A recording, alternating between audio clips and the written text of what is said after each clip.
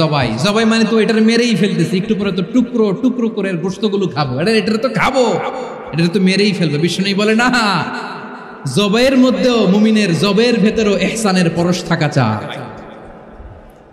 যখন জবাই করবে প্রাণীটাকে হাত পা টাইট করে বেঁধে নাও, ছুরিটাকে শার্পেন করে নাও, ধারালো করে নাও, যাতে অল্প সময়ে জবাইটা হয়ে যায়, প্রাণীটা যাতে কম কষ্ট পায়। সুবহানাল্লাহ পড়ে।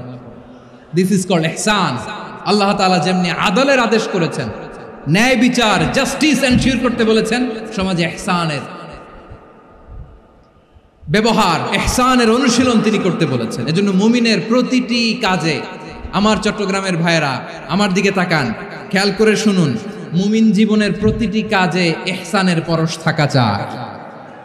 এরপরে আল্লাহ বললেন, আমি তোমাদেরকে ইহসানের আদেশ দেই। ইন্নাল্লাহা ইয়া'মুরু বিল আদলি ওয়াল ইহসান।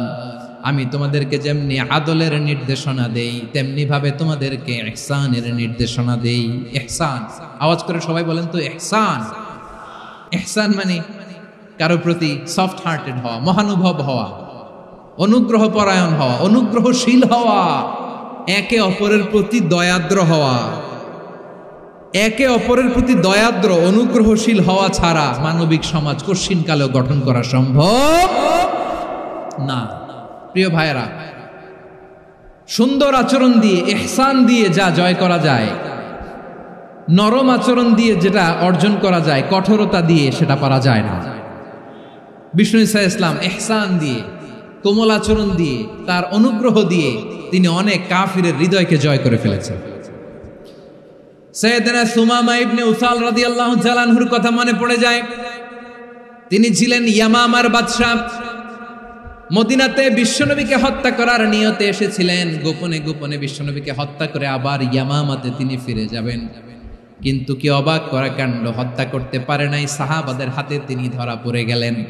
সাইয়েদনা সুমামা ইবনে উসাল রাদিয়াল্লাহু তাআলা আনহু হত্যার নিয়তে আসলেন, কিন্তু হত্যা করতে পারলেন না। সাহাবারা ওনাকে ধরে ফেললেন, ধরে মসজিদে নববীর পিলারের মধ্যে বেঁধে রাখলেন। সুমামা ইবনে উসাল, সিরাত থেকে শুনে, সিরাত থেকে শোনাচ্ছি, রাদিয়াল্লাহু তাআলা আনহু ইয়ামামার অধিপতি ছিলেন। বিশ্বনবীকে হত্যার জন্য আসছেন, ধরা পড়ে গেছেন, এখন মসজিদে নববীতে বেঁধে রাখছেন, তার মানে বন্দী। এখন স্ট্যাটাস কি? বন্দী, ক্যাপটিভ। বিষ্ণু ঈসা ইসলাম সাহাবাদেরকে বললেন, তার খোঁজ খবর নিও, সুমামা ইবনে উসালের খোঁজ খবর নিও। সাহাবার বলেন, ইয়া রাসূলুল্লাহ, আপনাকে হত্যা করতে এসেছে, তার তো কঠিন ক্যাপিটাল পানিশমেন্ট হওয়া দরকার, কঠিন শাস্তি হওয়া দরকার। বিষ্ণু বললেন, না, আমি যেটা জানি তোমরা সেটা জানো না, তোমরা সুমামার সাথে ভালো আচরণ করো। বিশ্বনবী সুমামার কাছে গেলেন। প্রথম দিন যে তিনি কালেমার দাওয়াত দিলেন, ইমানের দাওয়াত দিলেন, ইসলামের দাওয়াত দিলেন, রিসালাতের দাওয়াত দিলেন, আখিরাতের দাওয়াত দিলেন। পরের দিন যে বিশ্বনবী সালাতের দাওয়াত দিলেন, যাকাতের দাওয়াত দিলেন, ইসলাম কি, কিভাবে, কেমন করে পালন করতে হয়, চমৎকার আর্টিকুলেট করতে শুরু করলেন। তন্ময় হয়ে সুমামা ইবনে উসাল রাদিয়াল্লাহু তাআলা আনহু বিশ্বনবীর কথাগুলো শুনতে আরম্ভ করলো। একদিন নয়, 2 দিন নয়, টানা 3 দিন বিশ্বনবী সুমামার কাছে ইসলামকে প্রেজেন্ট করেছেন, উপস্থাপন করেছেন। আওয়াজ করে বলেন, কয় দিন? 3 দিন। 3 দিন মসজিদে নববীতে বাঁধা। আর সাহাবীদেরকে বললেন, তার খোঁজ খবর নিও, তোমরা যে রুটি বানাও এর মধ্যে সবচেয়ে ভালো আটার রুটিটা তারে দিও, সবচেয়ে রিফাইন্ড খেজুর, যেটা পিওর খেজুর, এটা তারে দিও। আর বিশ্বনবী নিজের উট থেকে দুধ দহন করে ওনার বাড়ির এক কর্মচারীকে বলেছেন, দুধ দহন করে সুমামার জন্য নিয়ে যাবে। সুবহানাল্লাহ পড়বেন না? সবাই তো অবাক, ইয়ামামা থেকে আসছে নবীকে হত্যা করতে, বিশ্বনবী দেখে তারে জামাই আদর করে। 1 দিন নয়, 2 দিন নয়, টানা 3 দিন বিশ্বনবী এভাবে সুমামার কাছে যেয়ে ইসলামকে প্রেজেন্ট করতে আরম্ভ করলেন, ইসলামকে উপস্থাপন করতে শুরু করলেন।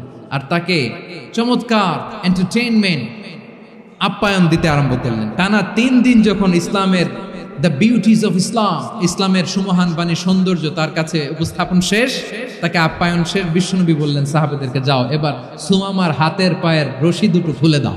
সাহাবারা তর্ক জুড়ে দিলেন, লা ইয়া রাসূলুল্লাহ, এমনটা করবেন না, তো ভয়ঙ্কর, ভয়ঙ্কর খুনি, কি জানি কি হয়ে যায়। বিশ্বনবী বললেন, না, তার হাতে পায়ের রশিগুলো খুলে দাও। সাহাবারা বিশ্বনবীর কথা মতো তার হাতে পায়ের রশিগুলো খুলে দিল। সুমামা মুহূর্তের মধ্যে মসজিদে নববী থেকে বের হয়, ইয়ামামায় ফিরে না যে মসজিদে নববীর পাশে একটা খেজুর বাগান ছিল, সেখানে চলে গেলেন। সেখানে একটা ছোট্ট কুয়া ছিল, কুয়ার পানি দিয়ে তিনি গোসল করলেন। সুবহানাল্লাহ পড়েন। কুয়ার পানি দিয়ে গোসল করে মসজিদে নববীর সামনে এসে বিশ্বনবী এবং সাহাবাদের সামনে দাঁড়িয়ে সাব্বাবা উঁচু করে বললেন, আশহাদু আল্লা ইলাহা ইল্লাল্লাহ ওয়া আশহাদু আন্না মুহাম্মাদান আবদুহু ওয়া রাসূলুহু। আমি সাক্ষ্য দিচ্ছি আল্লাহ ছাড়া কোনো ইলাহ নাই, আর মুহাম্মদ আল্লাহ তাআলার প্রেরিত বান্দা এবং রাসূল। প্রিয় ভাইয়েরা, ইহসান দিয়ে যা জয় করা যায়, কঠোরতা দিয়ে সেটা কঠিনকালেও জয় করা যায় না। আওয়াজ করে বলেন ঠিক কি না? এবার সুমামা দাঁড়িয়ে বলে, ওগো নবী, আমি তো কালিমা পড়ে মুসলমান হয়ে গেলাম, এবার শোনেন, এই মুহূর্তের আগে আপনার চেহারার চাইতে নিকৃষ্ট কোনো চেহারা আমার কাছে ছিল না, কিন্তু শাহাদা পাঠ করার পরে আপনার চেহারার চাইতে উত্তম শ্রেষ্ঠ কোনো চেহারা আমার কাছে আর নাই। ও নবী, আজকের দিনের আগে ইসলাম ধর্মের চেয়ে নিকৃষ্ট অপছন্দনীয় কোনো ধর্ম আমার কাছে ছিল না, কিন্তু এই মুহূর্ত থেকে ইসলামের চেয়ে সেরা শ্রেষ্ঠ পছন্দনীয় কোনো ধর্ম আমার কাছে নাই। নবী গো, আজকের দিনের আগে মদিনার চাইতে অপছন্দনীয় নিকৃষ্ট কোনো শহর আমার কাছে ছিল না, কিন্তু এই মুহূর্তের পর থেকে মদিনার চাইতে কোনো শ্রেষ্ঠ শহর আমার জানা নাই। সে ছিল গমের বড় ডিলার, গম বেচত। কি বেচত? তার গম কিনে মক্কার লোকেরা রুটি খাইতো। সে ঘোষণা দিল, আজকে থেকে মক্কাবাসীদের জন্য সব গম আমি হারাম করে দিলাম, মক্কাবাসী এখন না খেয়ে মরে। সুবহানাল্লাহ পড়বেন না?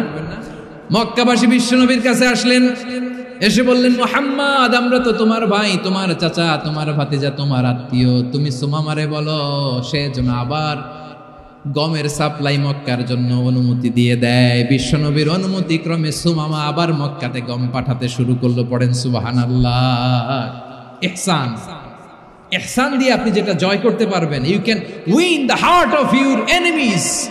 ইহসান দিয়ে আপনি আপনার শত্রুর হৃদয়কে জয় করতে পারবেন। এজন্য আল্লাহ বললেন, ওয়া আনফিকু ফি সাবিলিল্লাহি ওয়া লা তুলকু বিআইদিকুম ইলাত তাহলুকা ওয়া আহসিনু ইন্নাল্লাহা ইউহিব্বুল মুহসিনিন।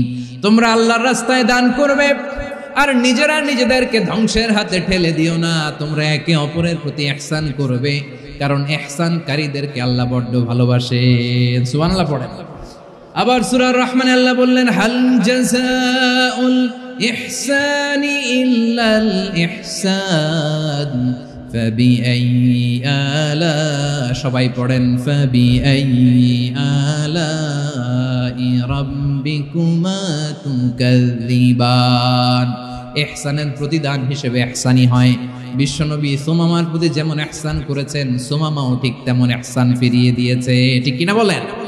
তাহলে এক নম্বরে হচ্ছে আদ, ন্যায় বিচার। দুই নম্বরে সবাই বলেন ইহসান, সদাচরণ। ইহসান দুই ধরনের প্রিয় ভাইরা, ইহসান ফিল ইবাদা, ইহসান ফিল মুআমালা। ইহসান ফিল ইবাদা হচ্ছে একাগ্র অনুভবে ইবাদতে ডুব দেওয়া, এর নাম ইবাদতের ইহসান। সুবহানাল্লাহ পড়ুন। বিশ্বনবী বলেন, ইহসান মানে কি জানো নাকি? হাদিসে জিবরিলে সাইয়েদনা জিবরিল আলাইহিস সালাম বিশ্বনবীকে বললেন, আখবিরনি আনিল ইহসান। নবী আমাদেরকে বলেন ইহসান মানে কি? বিশ্বনবী বললেন, আনতা আবুদাল্লাহা কাআন্নাকা তারাহু ফাইন লাম তাকুন তারাহু ফাইন্নাহু ইয়ারাক। ইহসান মানে হলো এমন ভাবে তুমি আল্লাহর সামনে নিজেকে উজাড় করে ইবাদত করবে, তুমি ভাববে তুমি আল্লাহকে দেখতে পাচ্ছ। আর এটা যদি ভাবা তোমার জন্য কঠিন হয়ে যায়, অন্তত এতটুকু তুমি ভাববা যে আল্লাহ তোমাকে দেখতে পাচ্ছেন। ঠিক কিনা বলেন? ও আমার বীর চট্টলার ভাইয়েরা, কেউ যেটা দেখে না সেটা দেখে কে? এই বিশ্বাস হৃদয়ের মধ্যে আছে?